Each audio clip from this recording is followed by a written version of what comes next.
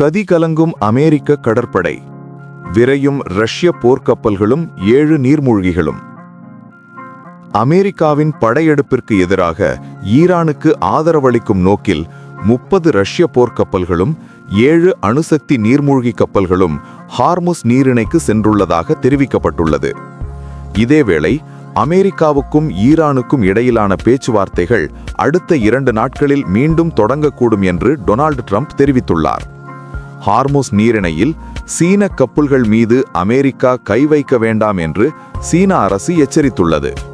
குறிப்பாக ஈரானுக்கு கட்டணம் செலுத்தி ஹார்முஸ் நீரிணை வழியாக பயணம் செய்யும் அனைத்து கப்பல்களையும் இடைமறிக்க அமெரிக்க படைகளுக்கும் ஜனாதிபதி டொனால்டு ட்ரம்ப் உத்தரவிட்டுள்ளார்.